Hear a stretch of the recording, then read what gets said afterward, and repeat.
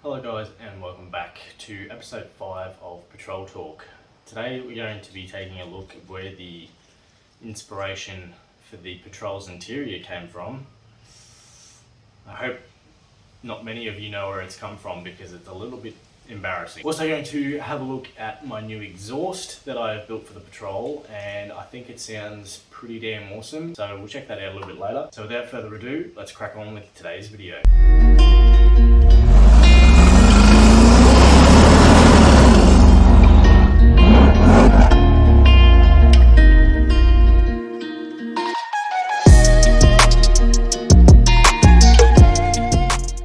So first of all, let's start off with the interior of the Patrol.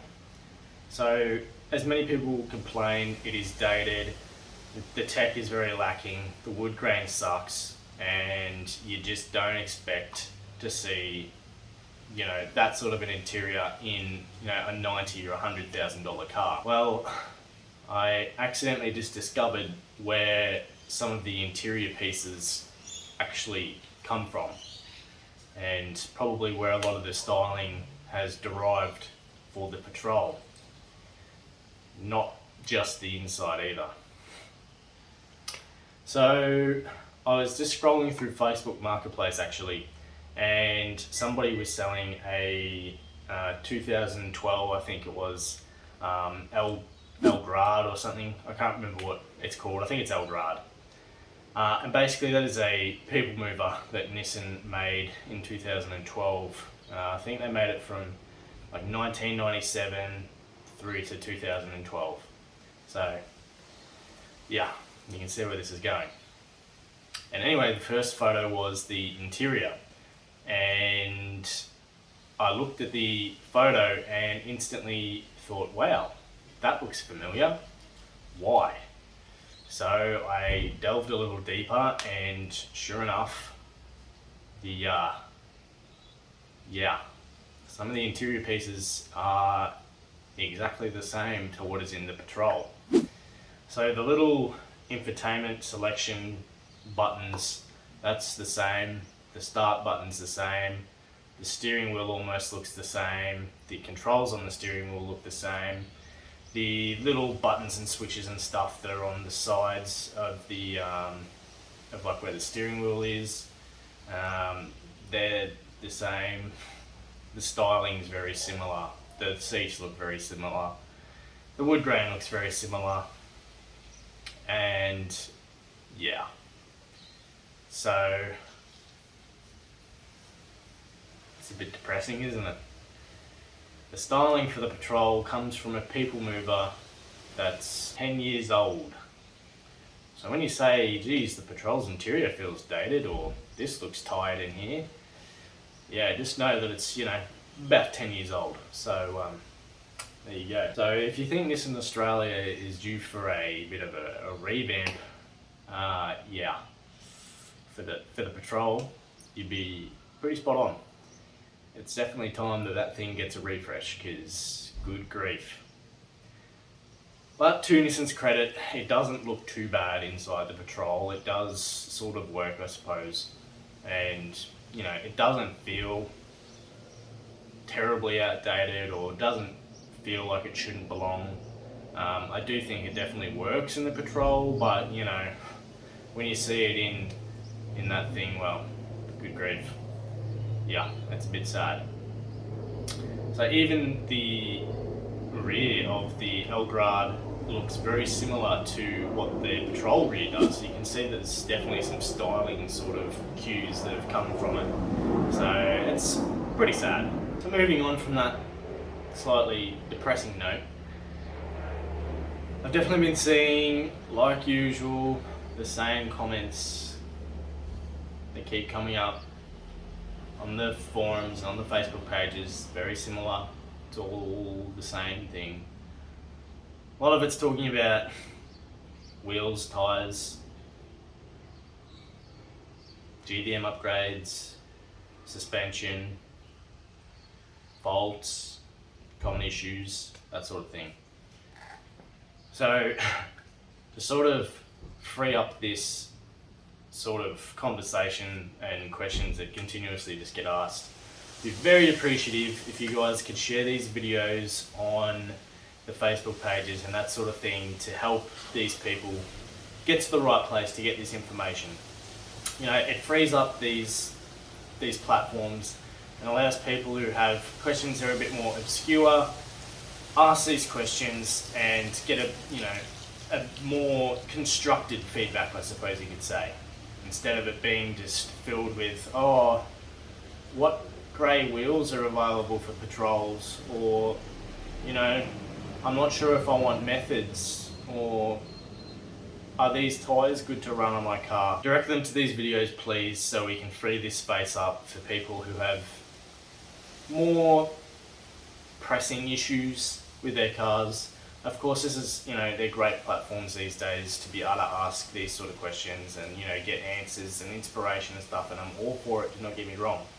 But when I scroll through Facebook and all I'm seeing is, oh, I've had this issue, and then the next post is, yeah, I've got the same issue, or, you know, stuff about GVM upgrades, or, you know, whatever. And it doesn't even have to be my videos that you share, like, share somebody else's video, put it in the comments and be like, just watch this and this will answer all your questions. I find that probably listening to somebody talk about things and show someone something is probably a lot better way to learn and for them to understand, instead of somebody just writing a paragraph about why this is a good thing. So I just think that's probably, you know, a good idea. Let's get people who are new to the patrols, get them in, get them trained up, so to speak, and get them the information that they need so they can make good decisions, because that's what we're all about. So another topic that was brought up on my Snorkel video, actually, there was a bloke there who did a big write-up, basically, it was sort of having a dig, sort of not, and I'm all for different opinions. As I mentioned in my last video, you know, let's have a civil chat and discuss things, and you know, let's discuss things and see, you know, why things are the way that they are. I'm all for that. It's a really great conversation starter and a great way to learn new things. So that's all good. So what he was discussing was he's done a test between his GU with a snorkel and a stock Pajero with no snorkel. So to set the scene, they went to Cape York. So we did a comparison between how a snorkel collects dust and how a car without a snorkel collects dust. So he was using one of those filter socks to help sort of stop dust getting down into the snorkel and down into obviously the filter. Now these filter socks can be oiled, they can be not. Typically not really a great idea. Obviously they serve a purpose. What they do is they're basically like a pre-filter. So they'll filter all the dust before it gets down into the filter, and they'll try and, you know, limit the amount of dust that gets down there. Tell you what is peace and quiet? So what can happen is obviously they collect the dust and they can start to gum up and restrict your airflow, which is obviously a really bad thing, something you obviously don't want. So they do serve a purpose, but they need to be serviced very regularly. What he was basically saying was that by putting a snorkel on your car, you're basically stupid because your car manufacturer knows best.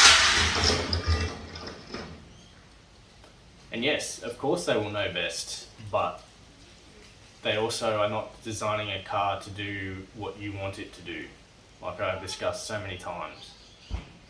Now I put that snorkel on the car not only to, you know, be up higher and hopefully collect a little bit of cleaner air, although it's very unlikely, but it's also to keep the point of air sucking up as high as it can be for when I do water crossings.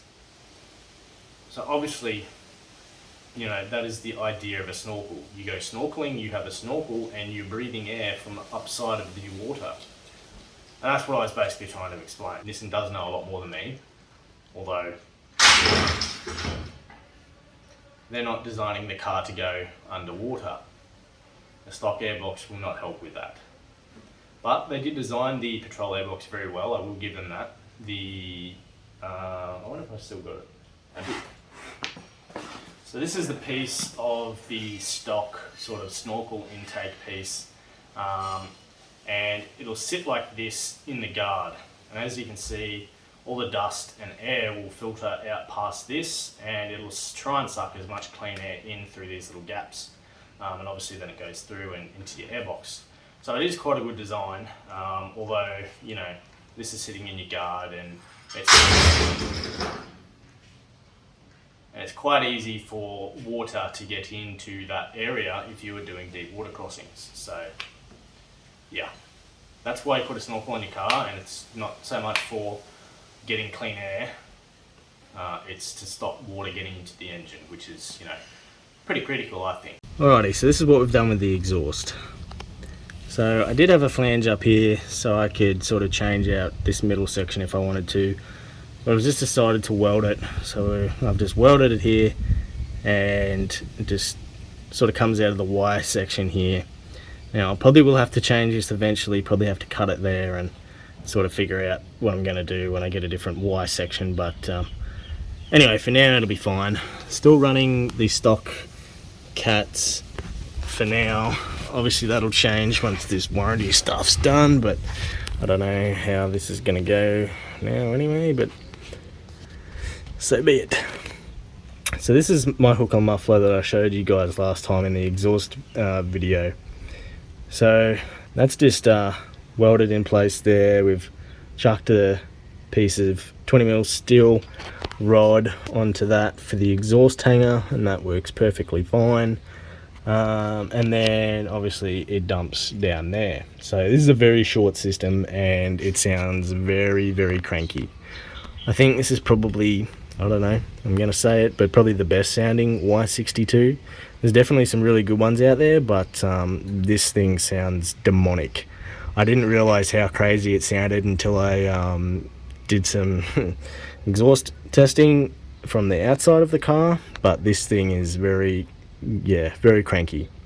Sounds great, very lumpy, nice V8 noise, no slappiness like a 79 series, and yeah, it just really sounds great. Sort of a classic note, likes to burble along, fairly quiet in top gear, and you know, just putting around town. You can hear that it's got a bit of a note to it, but you know, it's nothing too obnoxious. I've definitely noticed a massive increase in performance. It revs up through the gears so much quicker. Really just loves to get to its max RPM very quickly. So it's definitely freed up a heap of restriction, which is great. And yeah, it feels a lot quicker off the mark. So that's also a benefit.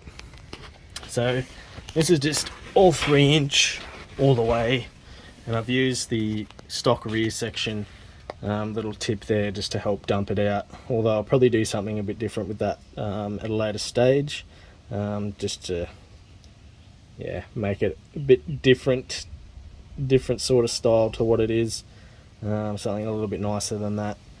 But yeah, I think we've done a pretty good job with it. Like I said, sounds awesome.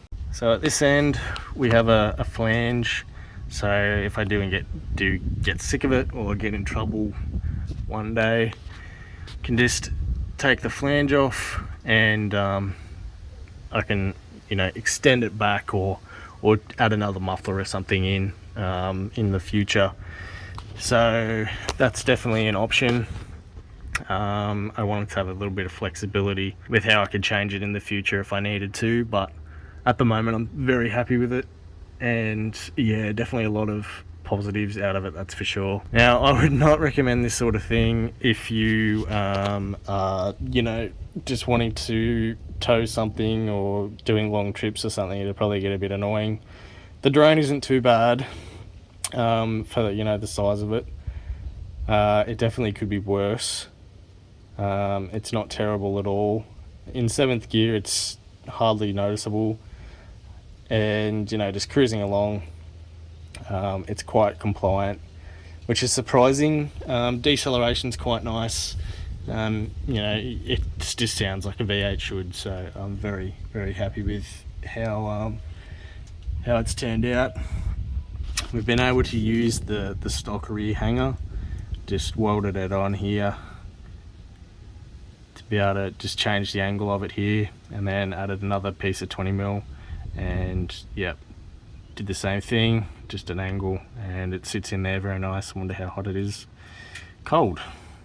So as you can see, it's fairly sturdy in there. She doesn't move around too much, and it hasn't affected anything. Fuel economy's as good as it was before, if you can say good, but yeah, very happy with it.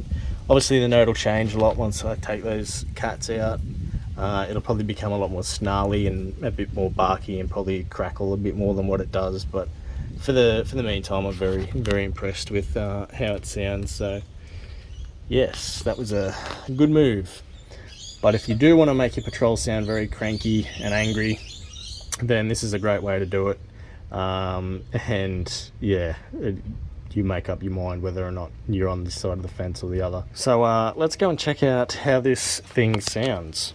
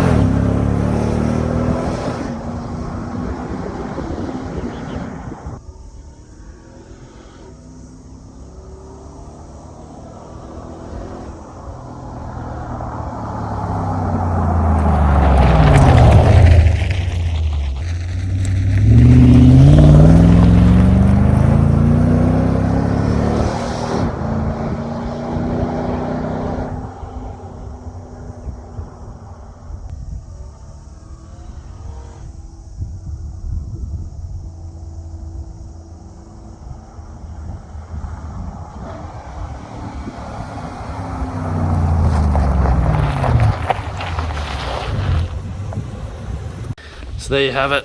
It now sounds like a proper V8, and I am very stoked with how it's turned out. Very happy with that. It's definitely a more commanding presence on the road, and definitely says get out of the way. So I'm very impressed. That'll do it for today's episode, guys. Bit of a short one today. Make sure you chuck in any of your questions that you have. I'd be happy to answer them in next week's episode of Patrol Talk. As always, make sure you like, comment and subscribe if you are new and enjoying this sort of content, because there'll be plenty more of it to come. Thank you very much for watching, guys. Stay safe out on the tracks, and I'll see you in next week's video.